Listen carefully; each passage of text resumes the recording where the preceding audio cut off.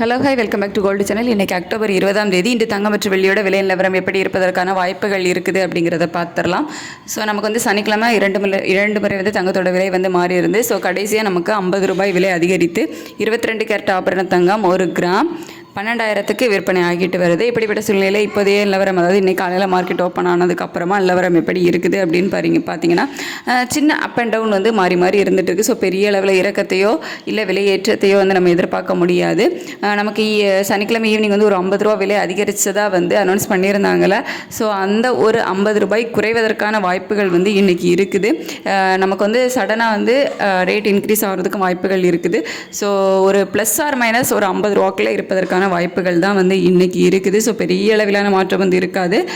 ஏன்னா market open ஆகியே கொஞ்சம் நேரம் தான் ஆயிருக்குது. ஸோ ஒரு ப்ளஸ் ஆர் மைனஸ் 50 ரூபாக்குள்ள வந்து இருக்கலாம். மேபி 11,950 ரூபாயில் 50 ரூபா அந்த ரேஞ்சுக்கு வருவதற்கான வாய்ப்புகள் வந்து இருக்குது. அப்படி இல்லை அப்படின்னா ஒரு 12,000லேருந்து 50 ரூபா வந்து கூடலாம். ஸோ அதை வந்து கொஞ்சம் வெயிட் பண்ணி பார்ப்போம். ஸோ பெரிய மாற்றம் இருக்காது. ஒரு ப்ளஸ் ஆர் மைனஸ் 50 ரூபாயிலிருந்து ஒரு கிராமுக்கு வித்தியாசம் இருப்பதற்கான வாய்ப்புகள் வந்து இருக்குது.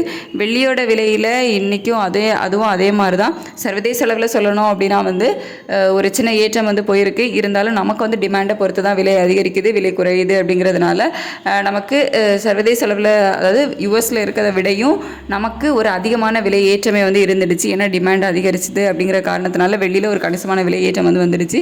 ஸோ அதை வச்சு பார்க்கும்போது இன்றைக்கி ஒரு ப்ளஸ் ஆர் மைனஸ் 5 ரூபா அந்த ரேஞ்சில் வந்து இருப்பதற்கான வாய்ப்புகள் தான் வந்து இருக்குது.